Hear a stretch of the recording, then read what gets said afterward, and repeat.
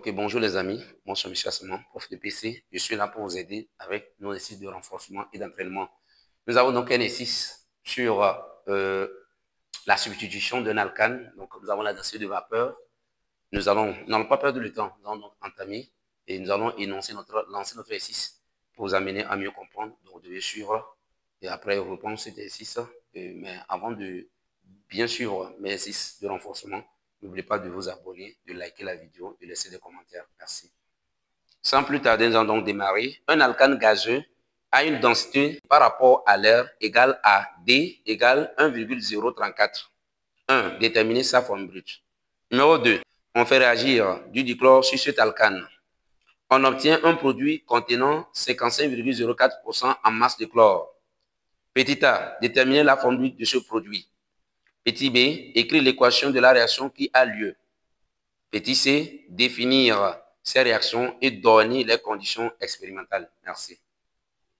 Ok, ici nous avons, dans ce exercice de renforcement, nous allons faire deux parties. Ça deux parties indépendantes d'exercices de renforcement.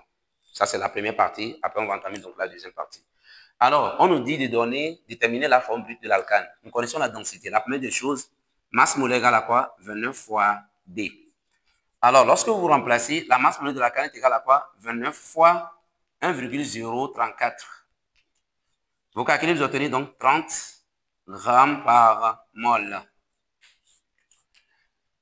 Avec donc cette masse molaire trouvée, nous pouvons rapidement trouver donc quoi? La forme brute de l'alcane. Alors, rappelons la forme brute générale, c'est CnH2n plus 2. Donc, implique quoi? 14n plus 2 est égal à 30.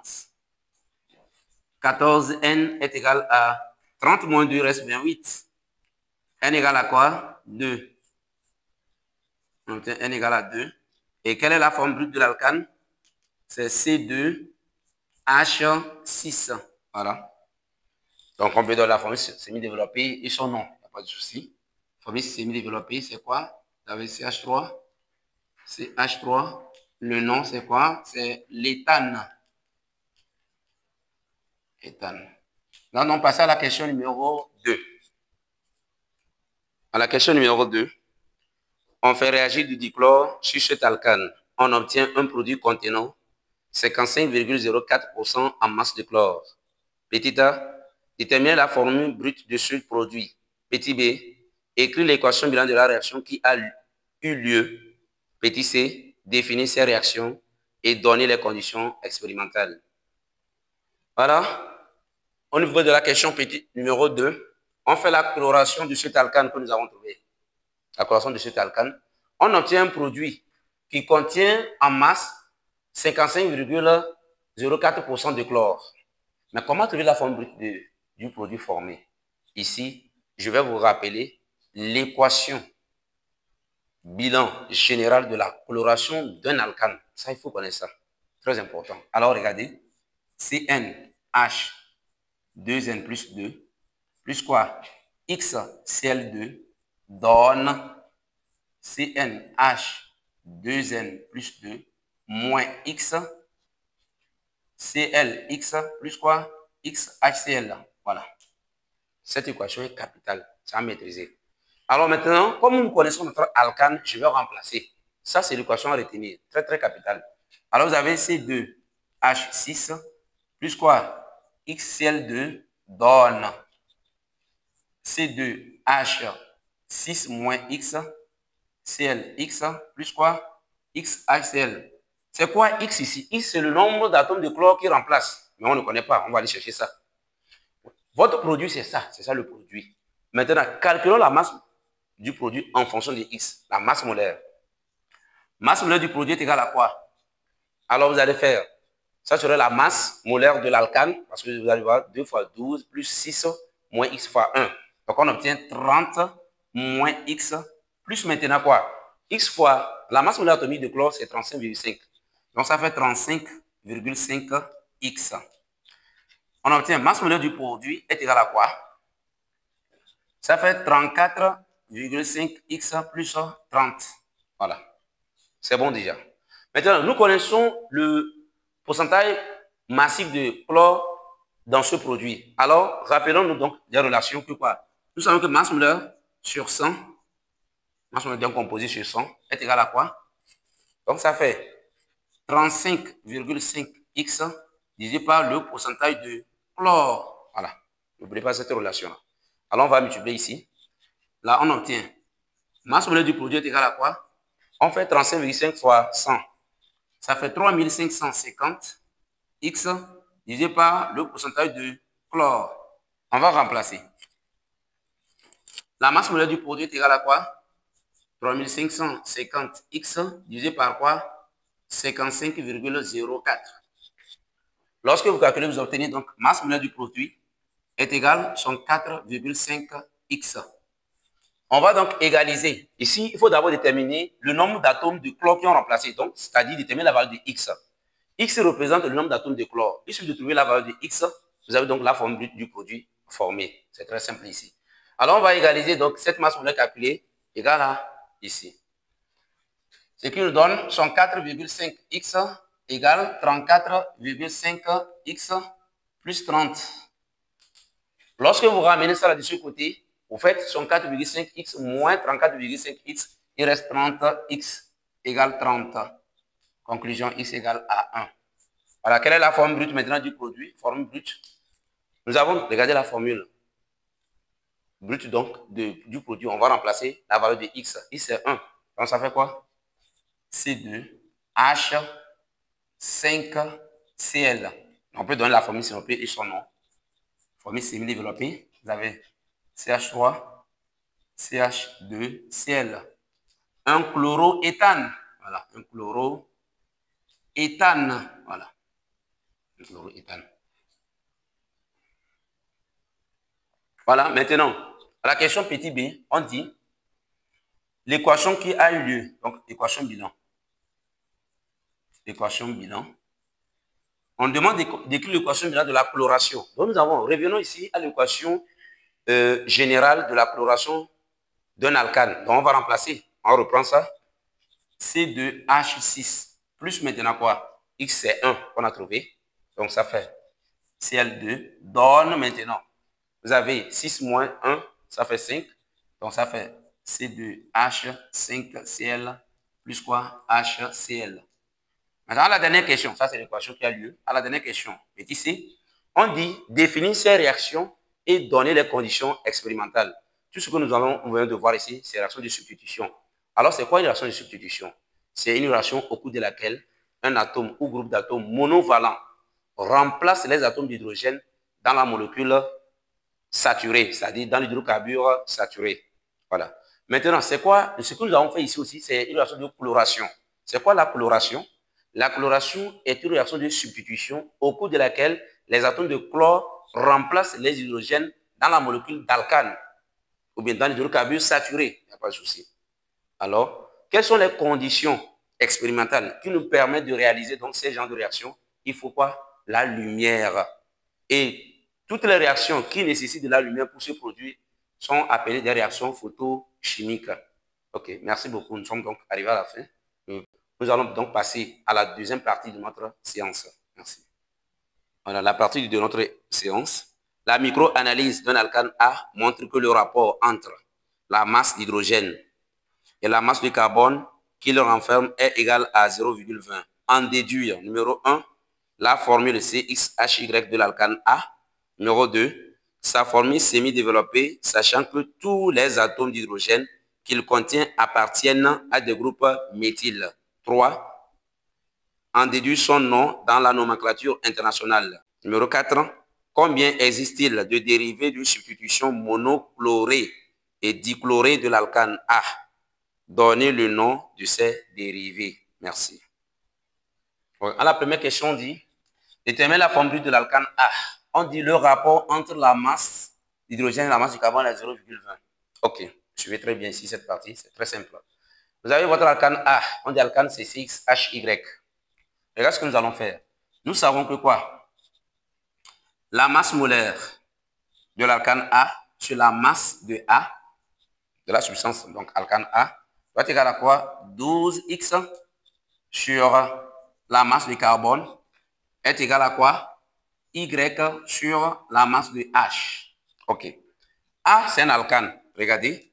C'est CnH 2n plus 2. A, c'est un alcane. Donc, X, donc ça veut dire quoi? X, c'est quoi? C'est N. Et Y, c'est quoi? 2n plus 2. Donc, c'est ça. On va remplacer maintenant X, Y par leur expression pour pouvoir nous faciliter le travail. Alors, ça fait quoi? 12n sur la masse du carbone égale à quoi? 2n plus 2 sur la masse de H. Ce qui donne ceci. Nous avons amené la masse d'hydrogène ici et ça là ici. Alors, on obtient masse de l'hydrogène sur la masse du carbone est égal à quoi? 2n plus 2 sur 12n. Alors que nous savons que le rapport MH sur MC égale 0,20. Alors, 2n plus 2 sur 12n égale 0,20. Alors, on va tirer. Regardez ici. 2n plus 2 est égal à quoi? On fait 12 fois ceci. Donc, on obtient quoi? Vous faites maintenant 12 fois ceci, on obtient 2,4n. Voilà. 12n fois 0,1, on trouve 2,4n. Alors, vous devez ramener 2n de ce côté. Vous faites 2,4n moins 2, il reste 0,4n égale 2. n égale à quoi? 2 sur 0,4. C'est-à-dire 20 sur 4. Là, on obtient quoi? n égale à 5. La formule brute de A est quoi? C5H12. OK. Ici, nous allons en même temps donner les isomères de A. Donc, formule semi-développée de A. La formule développée possible. CH3, CH2, CH2, CH2, CH3. Avec ça, les 5 carbones, c'est le pentane. Voilà, ça c'est le premier isomère. On va ramifier maintenant. Vous avez CH3, CH3 ici, CH2, CH3. Quel est le nom? Cet alcane, ça fait 2-méthylbutane. 2-méthylbutane. OK. On va encore donner troisième isomère. CH3, C, CH3, CH3. Voilà. Quel est le nom? 2,2 diméthylpropane. Donc 2,2 diméthylpropane. Méthylpropane. Okay.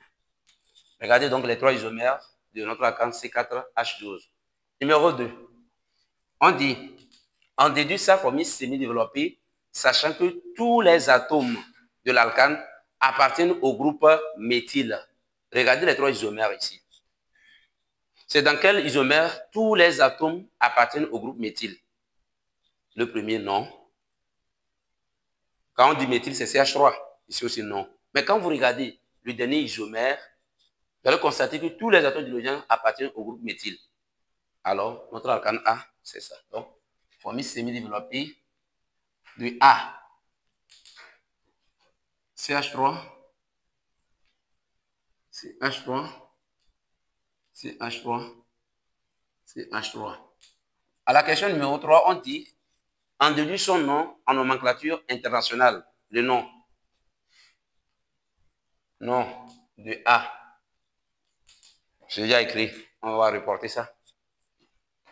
2,2 diméthylpropane.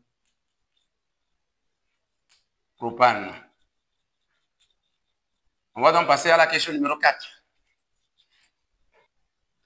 À la question numéro 4, combien existe-t-il de dérivés de substitution monochlorés et dichlorés de l'alcane A? Donnez le nom de ces dérivés.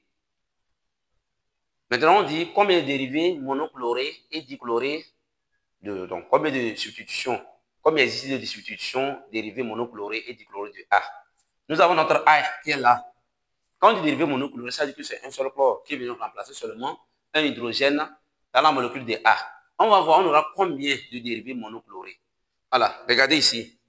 Lorsque nous allons aller pas à pas, on reprend ACH3, CH3 pour voir combien de dérivés on aura. CH2, Cl. Voilà. Si on remplace le chlore, l'hydrogène par un atome de chlore, quel est le nom? Si on veut nommer ça, ça fait 1 chloro 2,2 diméthylpropane. Ça, c'est le premier ça. Maintenant, on va ramener le chlore là ici. On met Cl2 et ici on met CH3.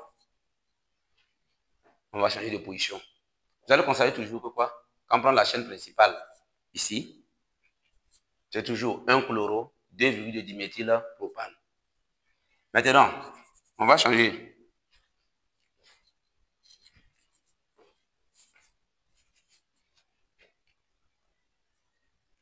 On va mettre maintenant le chlore ici. La chaîne principale toujours, on prend ça. C'est toujours 1 chloro 2,2 diméthylpropane. On va ramener le chlore ici pour voir. La chaîne principale, c'est ça. C'est toujours à 1 chloro 2,2 diméthylpropane. Finalement, combien de dérivés? C'est un seul dérivé monochloré. On obtient.